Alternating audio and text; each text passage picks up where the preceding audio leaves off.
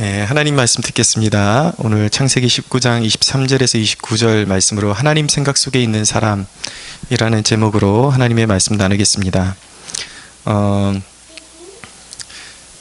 세상을 살아가는 사람들의 모습을 보면 건강을 잃는 것에 대한 두려움이 참 많은 것을 알게 됩니다. 그런데 사람들하고 이야기를 나눠보면 죽음 이후에 심판이 있다고 그렇게 이야기를 하면 그런 것은 두렵지 않다고 사람들이 많이들 말을 합니다. 심지어 지옥이 있다, 지옥은 영원히 나오지 못하는 곳이다 그렇게 이야기해도 지옥 가라면 가겠다라고 말씀하시는 분까지 실제로 제가 보았습니다. 그런데 그렇게 지옥에 대해서 두려움이 없는 사람들이 아이러니하게도 건강보험, 암보험, 상해보험 이런 것들은 빠짐없이 어김이 없이 다 들어놓고 있다라는 것이죠. 감기만 걸려도 어쩔 줄 몰라 하고 내 몸에 이상이 생긴 것이 아닐까 그렇게 두려워하는 사람들이 지옥이 어떤 곳인지 모르고 함부로 얼마나 고통스러운 곳인지 모르고 나는 거기 가도 상관이 없다라고 말하는 것은 정말 그 눈이 영적으로 가려져 있다라고 밖에 판단할 수가 없는 것입니다. 고린도후서 4장 4절의 말씀처럼 이 세상 사람들이 그렇게 영적인 무지 가운데 있는 이유는 이 세상의 신이 어둠의 영들이 그들의 영안을 가려놓고 있기 때문입니다. 근데 여러분, 우리가 인생을 살면서 물론 건강도 중요하지만 진정으로 두려워하는 것은 내 삶 가운데 암이 올까, 교통사고가 일어날까 이런 두려움보다 더 확실한 것, 교통사고는 피해갈 수 있어요. 운이 좋으면 피해갈 수 있습니다. 그러나 여러분, 모든 사람에게 심판이 들이닥칠 것입니다. 심판은 피해갈 수가 없습니다. 우리의 인류가 모든 인류가 진정으로 두려워하는 것은 바로 하나님의 심판을 두려워할 수 있어야 하는 것입니다. 오늘 이제 본문을 통해서 소돔과 고모라의 심판의 대목에 우리가 왔습니다. 이 소돔과 고모라가 멸망하는 모습을 통해서 우리에게 주시는 몇 가지 메시지가 있는데 그 심판의 모습은 어떠했는가 우리가 몇 가지로 좀 살펴보기 원합니다. 첫째는 이 소돔과 고모라에 들이닥친 심판은 어떤 특별한 전주곡이 있었던 것이 아니라 갑자기 그들의 일상에 들이닥쳤다라는 것입니다. 23절을 볼까요? 롯이 소알에 들어갈 때 해가 돋았더라 라고 말씀하고 있어요. 해가 돋았다. 무슨 말씀이냐면 이제 롯이 천사들의 도움으로 소알이라는 작은 성에 이제 도착할 때쯤 해가 돋았다라는 것입니다. 그 이야기는 바로 소돔인들에게 있어서는 새롭게 하루를 맞이했다라는 것입니다. 일상처럼 새로운 해가 돋았다라는 거예요. 어쩌면 그들은 아주 상쾌한 아침을 맞이했을 수도 있습니다. 그리고 이전에 전 본문에서 살펴보았듯이 천사들에 의해서 잠시 눈이 멀었던 그 사람들도 어쩌면 시력을 되찾았을지도 모릅니다. 그리고 그들은 그렇게 말했을 수도 있겠죠. 내 삶은 여전히 건재하다. 여전히 나는 내가 원하는 대로 살겠다라고 그렇게 자신의 삶을 자부했을지도 모릅니다. 근데 그 마른 날에 갑자기 하늘에서 불과 유황이 쏟아져 내리기 시작했습니다. 성경에는 심판에 대해서 늘 이렇게 증언을 합니다. 노아의 날도 그들이 사람들이 평범하게 시집가고 장가가고 일상을 살다가 갑자기 부지불식간에 멸망했다라고 그렇게 말씀하고 있습니다. 주님께서 말씀하셨어요. 늘 깨어있으라고 말씀하셨습니다. 내가 언제 올 줄 모르니까 주님은 도적같이 이 땅에 임하신다고 말씀하셨어요. 그래서 우리 믿는 자들에게 늘 깨어있으라고 주님께서는 도전해 주셨습니다. 며칠 전에 기사를 보니까 일본 동부에 18호 태풍이 들이닥쳤습니다. 근데 제가 사진을 한 장을 봤는데 흥미로운 것은 사람들이 이제 그 자기 집 꼭대기 그리고 난간에 매달려가지고 구조대를 기다리는 모습이었어요. 물이 이제 간간히 그 사람들이 서 있는 곳까지 다 들이닥쳐서 왜 저렇게 되기까지 저렇게 물이 차기까지 사람들이 뭐 했을까 싶을 정도로 좀 의아한 그런 모습을 발견하게 되었습니다. 근데 여러분 우리 주위에 이런 일들이 비일비재하지 않습니까? 어디 놀러 갔다가 냇가에다가 텐트를 쳤는데 자기네들이 그렇게 될 줄 알았으면 그 텐트에서 빨리 철수를 했겠죠. 어느 순간 보니까 물이 허리에 오르고 몸을 가눌 수 없는 그 높이로 물이 갑자기 차오르니까 그냥 급류에 휩쓸려서 사람들이 가서 아까운 생명을 잃어버리는 그런 일들이 아주 심심치 않게 일어나기도 합니다. 여러분, 심판이 그렇게 임한다라는 거예요. 예측할 수 없이 부지불식간에 임한다는 것입니다. 심판은 여러분 심판이 올 때에 우리의 모든 인간이 자랑하던 재산이 차압당하게 됩니다. 다 필요 없어요. 건강이 차압당하게 됩니다. 그리고 그 주인들을 사로잡아서, 인간을 사로잡아서 멸망으로 떨어뜨리는 것이 바로 그 심판인 것입니다. 여러분, 오늘이라는 시간을 여러분들이 맞이하셨어요. 오늘 아침해가 돋았습니다. 이제 벌써 오후가 됐는데, 여러분 하루하루를 맞이하실 때에 그 아침에 무엇을 떠올리시면서 하루를 맞이하십니까? 무엇을 이루겠다고 여러분들 자부하면서 일어나십니까? 여러분, 하나님 없이 혹시 여러분들의 어떤 계획을 자부하면서 나는 이런 일들을 이룰 거고 난 이렇게 살 거야 라고 자부하지는 않습니까? 여러분, 그러나 오늘 하루를 주님께 의탁하지 않고는 여러분들 살 생각을 하지 말아야 합니다. 오늘 어떤 일이 일어날지 몰라요. 오늘 오후에 어떤 일이 일어날지 몰라요. 주님과 함께 동행하지 않는다면 나는 오늘 하루를 살아갈 수 없다라는 각오로 오늘 아침을 살아야 하는 것입니다. 여러분, 심판은 너무나도 명확합니다. 성경은 분명히 행한 대로 심판을 받게 될 것이라고 그렇게 말씀합니다. 그래서 베드로후서 2장 6절에 보면은 이 소돔과 고모라가 멸망하는 사건이 바로 이 시대 가운데 경건치 않은 자들에게 본보기가 되는 사건이라고 말씀하고 있어요. 이 소돔과 고모라의 멸망은 하나의 그냥 본보기가 되는 것입니다. 이제 무서운 심판이 기다리고 있습니다. 단지 한 지역만이 망하는 심판이 아니라 온 인류가 망하는 심판이 다가오고 있다는 것입니다. 죄인들의 말, 행동, 동기가 말갛게 하나님 앞에서 드러나게 될 것입니다. 로마서의 말씀대로 믿는 자나 믿지 않는 자나 모두가 한 번은 그리스도의 심판대 앞에 서야 하는 것입니다. 그러나 그리스도를 믿지 않는 자들은 영원한 형벌의 심판으로 떨어지게 되어 있는 것입니다. 여러분, 지금 중동과 시리아 지역에서 극악한 죄악을 저지르고 있는 살인과 만행을 저지르고 있는 IS는 주님 앞에서 떨리는 입술로 죄를 직고하게 될 것입니다. 우리의 삶 가운데 IS뿐만이 아니에요. 모든 사람들 가운데 숨은 일들, 마음속에 숨은 일들이 다 드러나게 될 것입니다. 최근에 매체를 보니까 매체에 이런 기사가 떴습니다. 인터넷 사이트 중에 애슐리 메디슨이라는 그런 홈페이지가 있는데 바로 이렇게 불륜을 이렇게 주선해주는 그런 홈페이지입니다. 이 애슐리 메디슨의 슬로건은 뭐냐면 바람을 피우세요라는 슬로건을 이제 걸고 이제 사람들을 유인을 하는데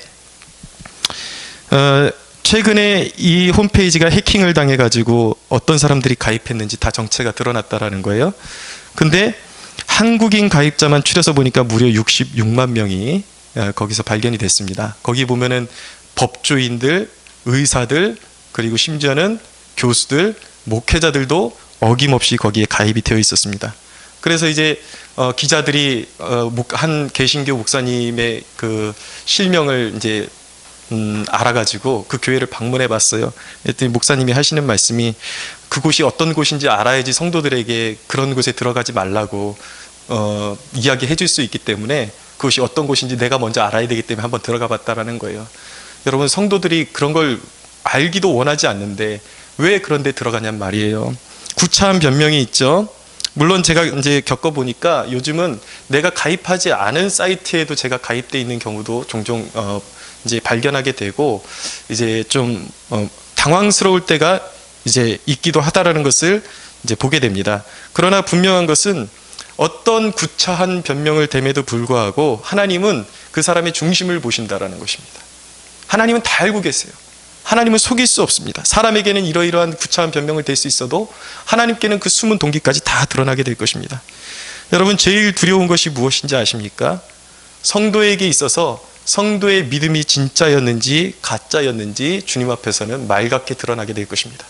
아무리 멀쩡하게 성도인 척하고 입으로 날마다 하나님이 이렇게 해주실 거야, 하나님이 이렇게 하실 거야, 아무리 하나님의 이름을 외친다고 할지라도 마치 사사시대의 이스라엘 백성들처럼 입에 발린 하나님, 전혀 믿음도 없으면서 그냥 습관적으로 내뱉는 하나님에 대해서는 하나님이 그것을 믿음으로 간주해 주시지 않을 것입니다.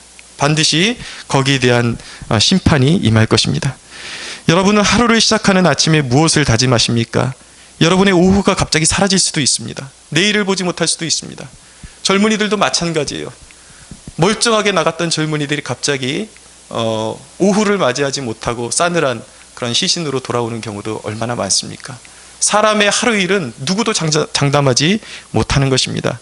여러분, 우리가 이런 사실 가운데 하나님께서 오늘이라는 시간을 우리에게 주셨단 말이에요. 그것은 하나님의 선물인 것입니다. 무엇하라고 주셨을까요? 하나님께서 오늘을 거두어 가실 수도 있었을 텐데 우리 한 사람 한 사람에게 오늘을 주신 이유, 아침에를 주신 이유는 하나님께서 우리에게 맡기신 일을 잘 맡아서 그 일을 감당하라고, 열매 맺으라고 우리에게 주심을 믿어야 하는 것입니다. 사랑하는 여러분, 우리가 살아가면서 진실된 성도들 안에는 하나님께서 이러이러한 일을 했으면 좋겠다라고 어떤 마음에 감동을 주시는 일들이 있을 것입니다. 아침에 일어나면 여러분, 나의 계획, 나의 뜻대로 살 생각을 먼저 하지 마시고 하나님께서 우리 각자에게 맡기신 일이 있다면, 우리 공동체에 맡기신 일이 있다면 뒤로 미루지 말고 하나님께서 맡기신 일들을 감당할 수 있는 저와 여러분들이 되기를 축원합니다. 두 번째, 이 소돔과 고모라의 그 멸망을 통해서 발견하게 되는 심판의 그 모습은, 심판의 특징은 심판은 이미 심판일 뿐 자비를 기대할 수 없다라는 거예요. 25절 보겠습니다. 오늘 창세기 19장 25절. 그 성들과 오온들과 성에 거주하는 모든 백성과 땅에 난 것을 다 엎어 멸하셨더라. 도시와 들, 모든 백성들, 땅에 존재하는 모든 것이 불과 유황에 멸망을 했습니다. 다 엎어졌어요. 하나도 남을 수가 없었습니다. 이것이 심판이에요, 여러분. 사도 베드로는 이제 앞으로 우리에게 주어질 심판에, 인류에게 주어질 심판에 대해서 뭐라고 말씀하시냐면, 이제 하늘과 땅은 그 동일한 말씀으로 불사르기 위하여 보호하신 바 되어 경건하지 아니한 사람들의 심판과 멸망의 날까지 보존하여 두신 것이라. 분명한 것은 불로 세상이 녹아지고 불로 심판을 받는 그날이 반드시 올 것이라는 것입니다. 또 계시록 20장 11절에서 15절은 이렇게 말씀합니다. 또 내가 크고 흰 보좌와 그 위에 앉으신 이를 보니 땅과 하늘이 그 앞에서 피하여 간데 없더라. 또 내가 보니 죽은 자들이 큰 자나 작은 자나 그 보좌 앞에 서 있는데 책들이 펴 있고 또 다른 책이 펴졌으니 곧 생명책이라. 죽은 자들이 자기 행위를 따라 책들에 기록된 대로 심판을 받으니 바다가 그 가운데서 죽은 자들을 내주고 또 사망과 음부도 그 가운데서 죽은 자들을 내주매 각 사람이 자기 행위대로 심판을 받고 사망과 음부도 불못에 던져지리니 이것을 둘째 사망 곧 불못이라. 누구든지 생명책에 기록되지 못한 자는 불못에 던져지더라. 아멘. 여러분, 이것이 바로 인류가 당면한 현실인 것입니다. 여러분, 주를 믿는 자나 믿지 않는 자나 악인들이나 하나님을 믿는 선인들이나 다 부활하게 될 것입니다. 육체가 죽음 이후에 언젠가 지구 끝날에 주님의 그 나팔 소리와 그 호령 소리와 함께 다 깨어나게 될 것입니다. 다 부활하게 될 거예요. 이제 주를 믿지 않는 자들은 그 자신의 죄가 낱낱이 기록된 그 심판의 책 앞에서 자신의 그 행위들을 다 낱낱이 하나님 앞에 고하고 심판을 선고받고 영원히 꺼지지 않는 불못 속으로 들어가게 될 것입니다. 여러분, 많은 사람들이 막연한 기대를 가져요.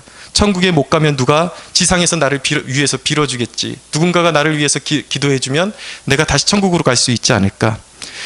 또 막연하게 기대합니다. 용서의 기회가 또 있지 않을까. 내가 이전에 이 생에 있을 때는 주님을 몰라서 믿지 못했지만 내가 죽어서 주님의 존재를 깨닫게 되고 주님을 영접한다 그러면 나를 받아주시지 않을까. 주님은 사랑이 아니신가. 그런 막연한 기대를 갖는 사람들이 있습니다. 그러나 여러분, 성경이 말씀하시는 바 예수 그리스도의 모습은 심판장이십니다. 온 인류의 심판장이십니다. 죽으시고 부활하신, 그리고 하늘에 승천하신 하나님 우편에 앉아 계신 예수 그리스도의 모습은 얼마나 영화롭고 두렵냐면 그 눈이 불꽃 같다라고 말씀하고 있어요. 그 발은 빛난 주석 같다고 말씀하고 있습니다. 그 위엄이 얼마나 찬란하고 두렵고 두려운 모습인지 그 앞에 서는 사람들마다, 다니엘이 주님 앞에 섰을 때도 그랬고 사도 요한이 주님 앞에 섰을 때도 그렇고 마치 죽은 자처럼 그 발 앞에 엎드러졌다라고 말씀하고 있어요. 가장 세상에서 살았던 경건한 자들마저도 주님 앞에 서면 그렇게 두려워 자빠진다라는 말입니다. 그러니 여러분, 주님을 믿지 않고 거부하고 자기의 뜻대로 살았던 모든 죄인들이, 악인들이 주님의 발 앞에 섰을 때 얼마나 두렵겠습니까? 그래서 요한계시록에는 그 악인들과 통치자들과 모든 죄인들이 차라리 산들아 내 위에 무너져라, 주님의 얼굴에서 나를 가려달라고 외치는 그날이 반드시 오게 될 것이라는 것입니다. 사랑하는 여러분, 지금이 은혜의 시절이라는 것을, 은혜의 기회라는 것을 꼭 기억하십시오. 주님은 사랑이시기 때문에 이미 우리가 사는 날 동안에 기회를 주고 계신 것입니다. 주님께서 주의 종들을 통해서 회개하라고 메시지를 주시는 거예요. 깨어있으라고 메시지를 주시는 것입니다.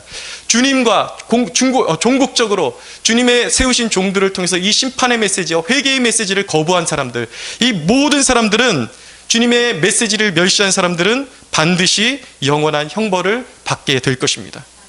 은혜의 문이 닫히는 때가 올 거예요. 자비의 때가 닫히는 때가 올 거예요. 거기는 자비가 없습니다. 심판은 심판일 뿐임을 꼭 기억하시기 바랍니다. 세 번째로 이 심판의 모습에서 발견되는 것은, 이제 롯의 아내가 롯과 두 딸과 함께 이제 천사의 도움을 통해서 이제 구출되게 되었습니다. 소돔성에서 구출되게 되었는데, 안타깝게 롯의 아내가 도중에 뒤를 돌아본 고로 26절에 보면은 소금 기둥이 되는 사건이 이제 발생하게 됩니다. 26절을 보세요. 롯의 아내는 뒤를 돌아보았으므로 소금 기둥이 되었더라. 아멘.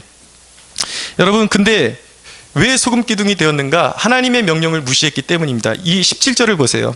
천사가 어떻게 명령했냐면, 그 사람들이 그들을 밖으로 이끌어낸 후에 이르되 도망하여 생명을 보존하라. 돌아보거나 들에 머물지 말고 산으로 도망하여 멸망함을 면하라 라고 그렇게 명령을 내렸어요. 이 천사들을 통해서 주신 말씀은 하나님의 명령입니다. 하나님께서 주신 명령이에요. 그런데 롯의 아내가 그것을 어기고 도망치는 도중에 뒤를 돌아봤단 말이에요. 그래서 소금 기둥이 되고 만 것입니다.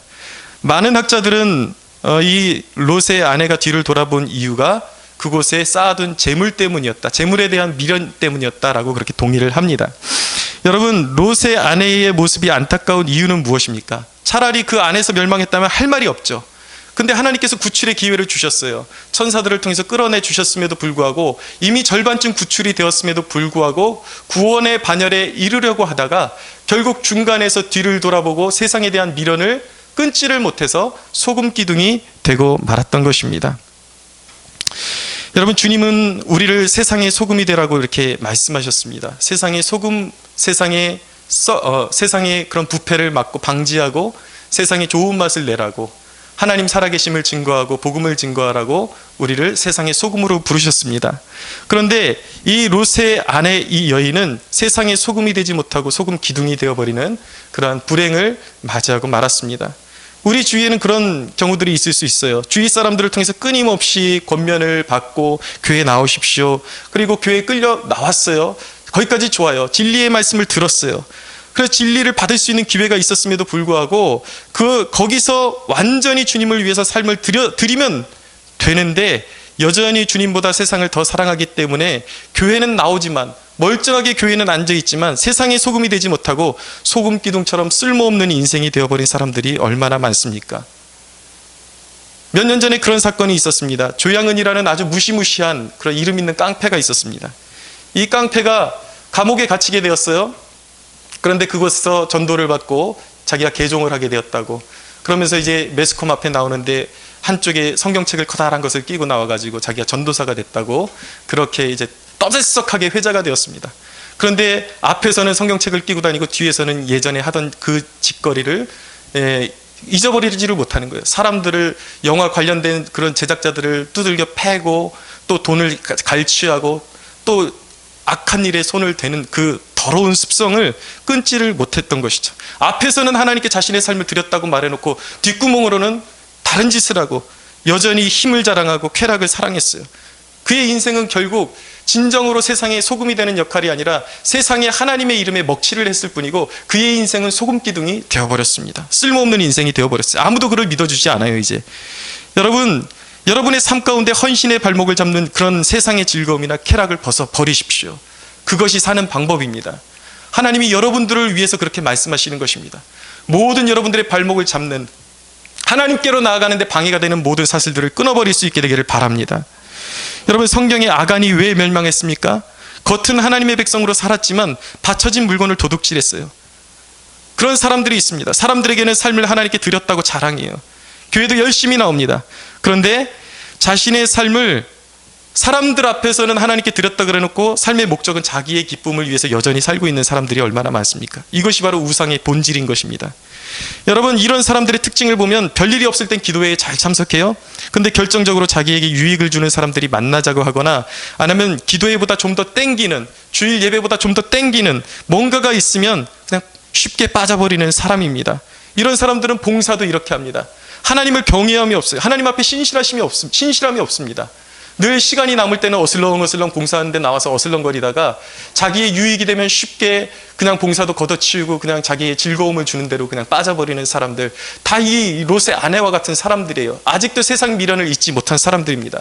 이런 사람들을 통해서 결코 좋은 열매가 맺혀지지 않아요. 생명의 열매가 맺혀지지 않아요. 주님께 삶을 드린다고 해놓고 뒤를 돌아보는 사람들은 세상의 소금이 될 수가 없습니다. 쓸모없는 소금 기둥이 되어버릴 것입니다. 여러분, 주님은 하나님 나라를 전진이라고 말씀하셨어요. 주님의 나라에는 뒤를 돌아보는 것이 없습니다. 오직 앞을 바라보고 나아가야 하는 것입니다.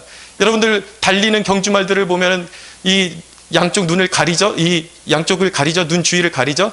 무엇입니까? 앞만 보고 달리라는 것이거든요. 우리는 영적으로 경주마인 것입니다. 하나님 나라에는 후퇴가 없어요. 앞으로 전진해야 하는 것입니다. 주님께서 말씀하셨어요.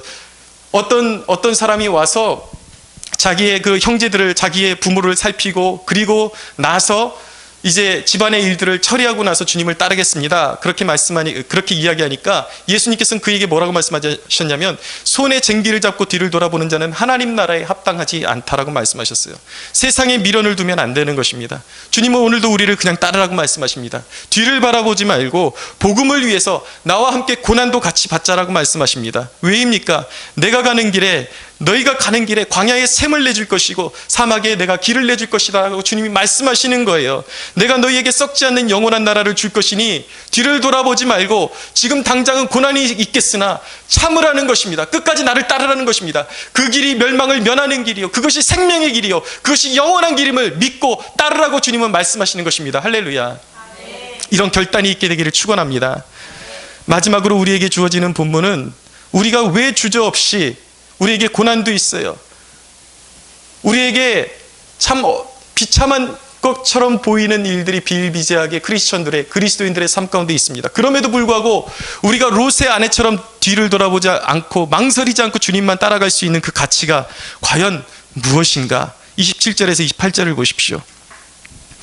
아브라함이 그 아침에 일찍이 일어나 여호와 앞에 서 있던 곳에 이르러 소돔과 고모라와 그 온 지역을 향하여 눈을 들어 연기가 옹기가마의 연기같이 치솟음을 보았더라 라고 말씀하고 있어요.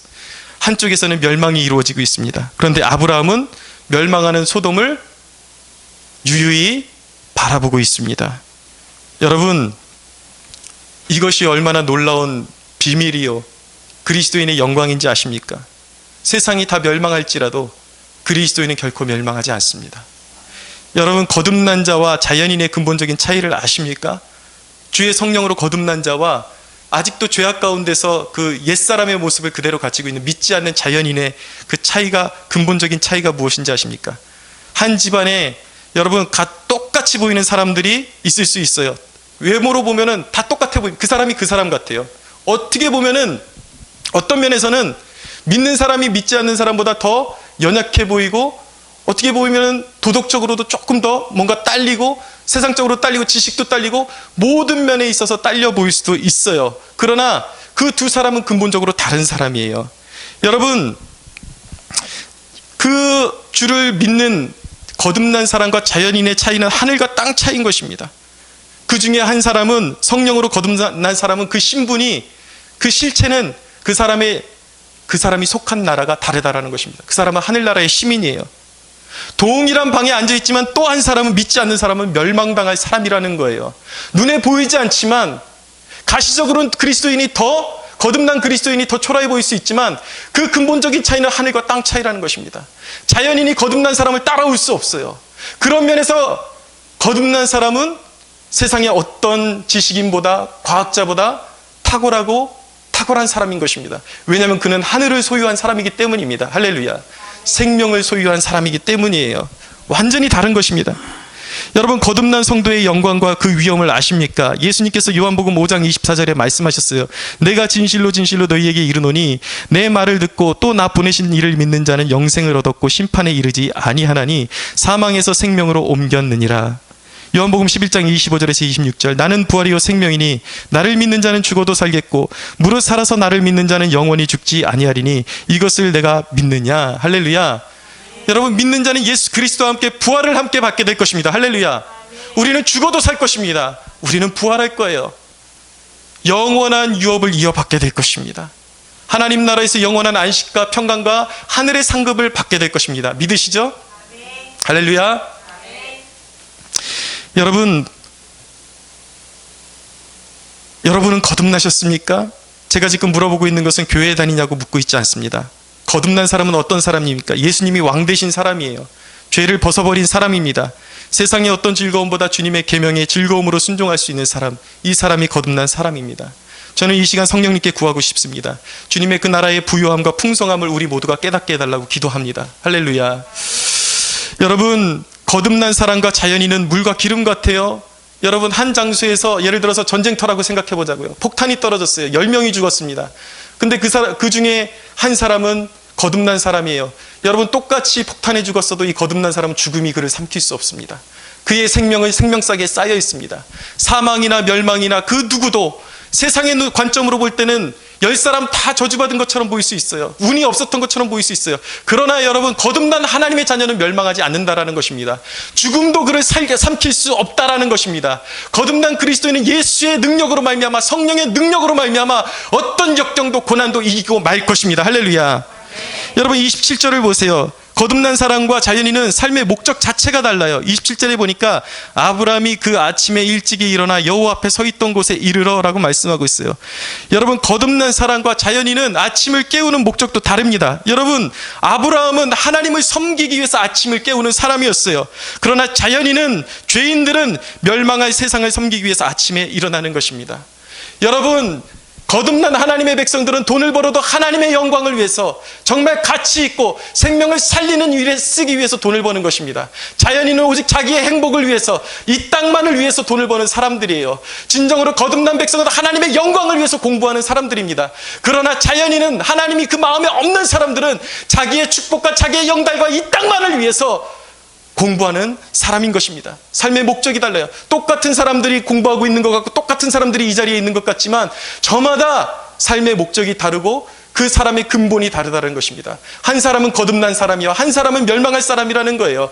사랑하는 여러분, 우리 중에 한 사람도 멸망하는 사람이 없게 되기를 축원합니다.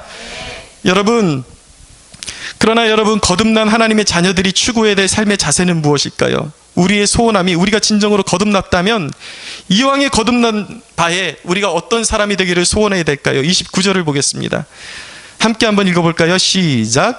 하나님이 그 지역의 성을 멸하실 때, 곧 롯이 거주하는 성을 엎으실 때에 하나님이 아브라함을 생각하사 롯을 그 엎으시는 중에서 내보내셨더라. 아멘. 놀라운 진술입니다. 하나님이 아브라함을 생각하사 롯을 그 심판 가운데서 구원해 내셨다라고 말씀하고 있습니다. 아브라함을 생각하사. 다시 말하면 하나님이 아브라함의 기도를 생각하사라는 말씀이에요. 그의 기도가 있었기 때문에 롯이 구원을 받을 수 있었다라는 것입니다.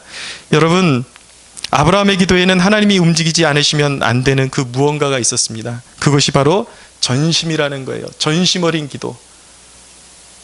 하나님의 마음을 움직이는 기도가 있었다라는 것입니다.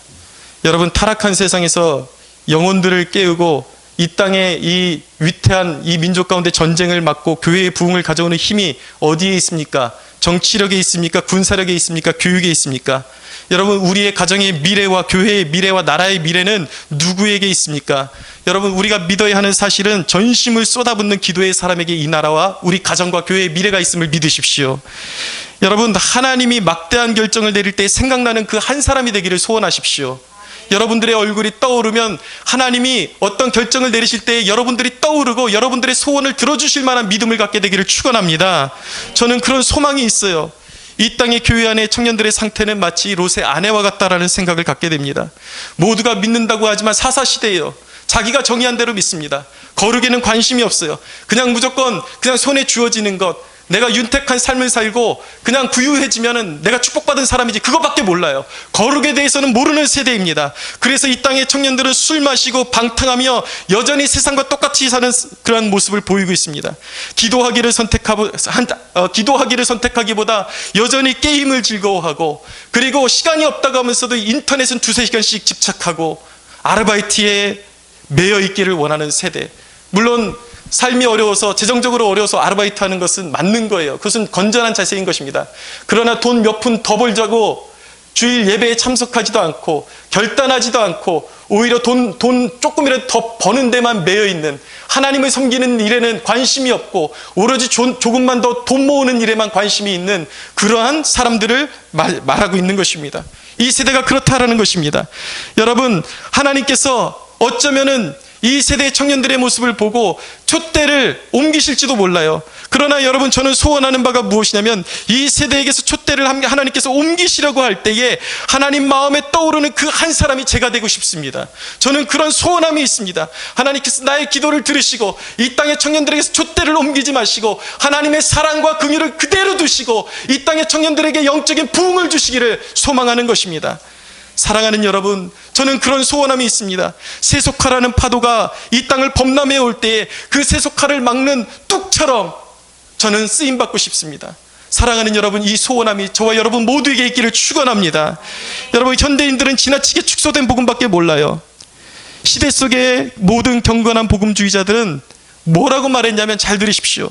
거듭난 하나님의 자녀들도 어떤 삶을 살았는지 하나님 앞에서 이실직고 해야 되는 그날이 올 것이라고 그렇게 말했습니다. 지금 선포되는 복음은 오직 믿으면 그냥 천국이고 안 믿으면 지옥이다, 요 양분밖에 몰라요. 양분의 개념밖에 없는 것입니다. 그러나 원래 우리 믿음의 선조들이 믿었던, 그리고 성경적인 진실한 그런 복음은 무엇이냐면, 믿는 자, 예수 믿는 자는 영원한 심판을 면했어요. 그것은 사실이에요. 지옥에 가지 않습니다.